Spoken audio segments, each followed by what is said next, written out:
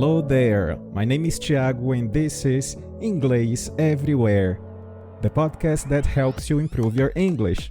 I want to invite you to join me every week to take you to the next level, listening to all kinds of content, stories, interviews, chats, and a lot more.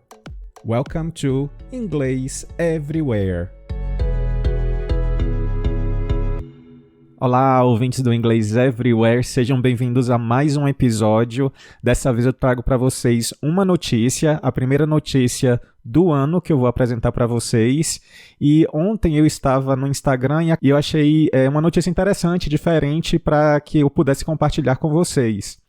Para quem gosta de distopia, ficção científica, possivelmente conhece a série Black Mirror. E tem um episódio que sempre me intrigou. É o primeiro episódio da segunda temporada.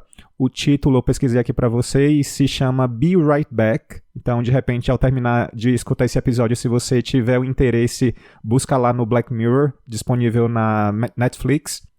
E é um episódio que trata sobre essa questão de você trazer de volta uma pessoa que faleceu. Isso é algo que foi patenteado agora pela Microsoft. Eles não prometem, eles não falam que é algo que vai ser aplicado, vai ser utilizado agora, mas de qualquer forma eles já têm a patente para usar um chatbot em que é possível você conversar com pessoas já falecidas. Tá? Então, esse vai ser o nosso tema da notícia de hoje. Esse episódio acaba sendo meio mórbido, mas eu selecionei aqui para vocês algumas palavras que aparecem no texto da notícia e que é interessante vocês conhecerem. A primeira palavra que eu selecionei é o adjetivo late. Late, a mesma palavra que a gente usa no sentido de atrasado ou tarde. Mas nesse contexto significa falecido ou falecida. Então, por exemplo, na notícia vocês vão ouvir a seguinte pergunta: Or get some words of wisdom from your late grandmother. Late grandmother. Então, sua avó falecida. E a gente normalmente utiliza esse late antes de nomes de pessoas ou alguma pessoa que a gente se refere. A minha segunda palavra, também um adjetivo, tem a mesma tradução, falecido ou falecida, só que é usado num contexto mais formal, que é a palavra deceased. E a gente vai ouvir então a seguinte frase: Have a virtual conversation with a deceased loved one. Have a virtual conversation with a deceased loved one. O terceiro adjetivo que eu selecionei também é o adjetivo falecido ou morto. Acaba sendo um dos adjetivos mais utilizados na linguagem coloquial. Então, a gente vai ouvir a seguinte frase: A chatbot that would let you talk to dead people. A chatbot that would let you talk to dead people. E eu quero trazer aqui para vocês a diferença entre o adjetivo dead, o verbo die e o substantivo death, porque normalmente acaba se fazendo muita confusão no uso dessas palavras. Então a gente acabou de ver que o adjetivo é dead, o verbo é die, D-I-E, die. O passado e o particípio passado do verbo, ou seja, as três formas do verbo são die, died e died. Tá? Então não confundam com dead. Dead é o adjetivo e as formas do verbo die, died, died, que significa morrer. Então a gente vai ouvir na notícia a seguinte frase: A fictional app that allowed a character to continue chatting with her boyfriend after he dies in an accident.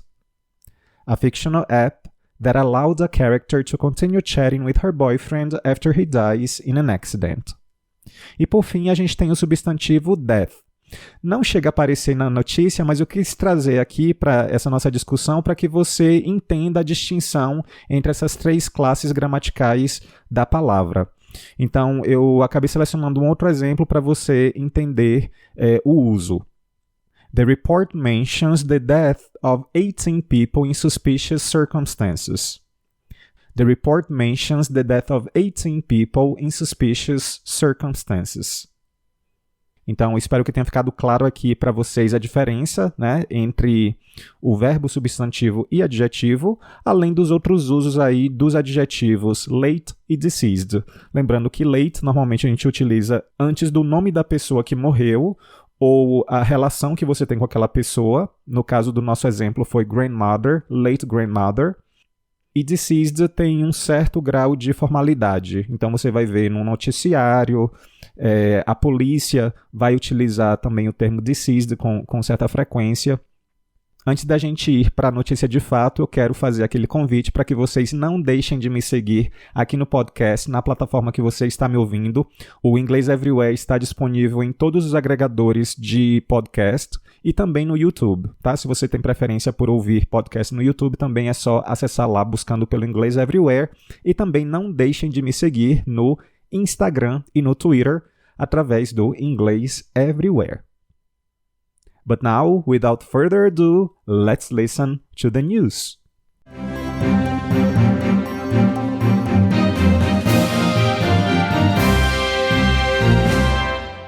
Microsoft patented a chatbot that would let you talk to dead people. It was too disturbing for production.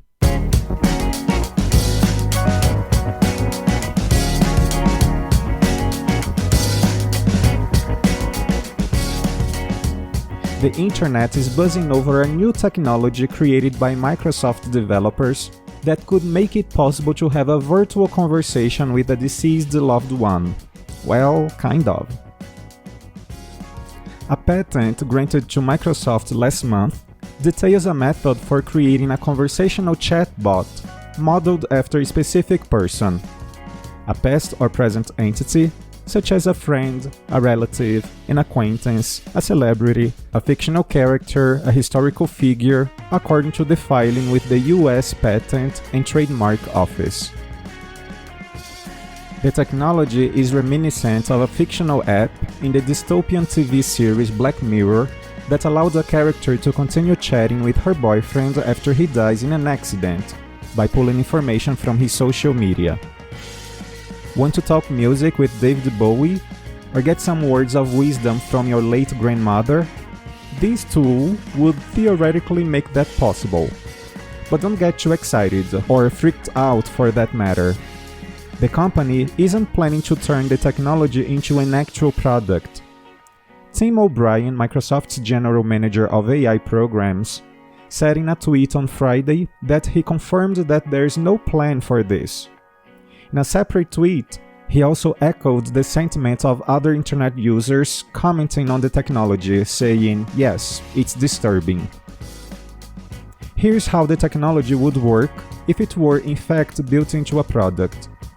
According to the patent information, the tool would cull social data such as images, social media posts, messages, voice data, and written letters from the chosen individual. That data would be used to train a chatbot to converse and interact in the personality of the specific person. It could also rely on outside data sources in case the user asked a question of the bot that couldn't be answered based on the person's social data. Conversing in the personality of a specific person may include determining and/or using conversational attributes of the specific person, such as style, diction, tone, voice, intent, sentence dialogue length and complexity, topic and consistency, as well as using behavioral attributes such as interests and opinions, and demographic information such as age, gender, and profession, the patent states.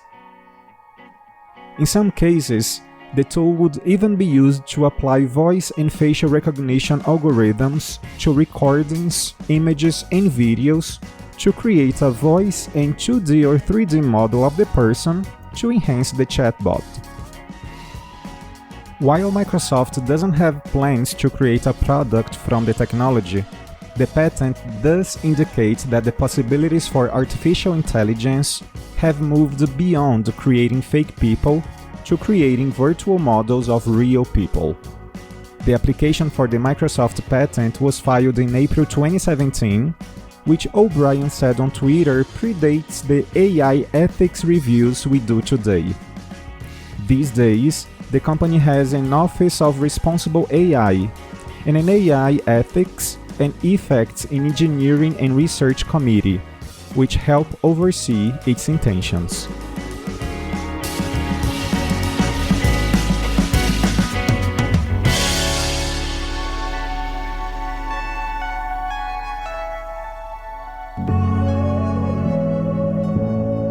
Thanks for listening. You can send me suggestions on Twitter, Instagram, or by voice message.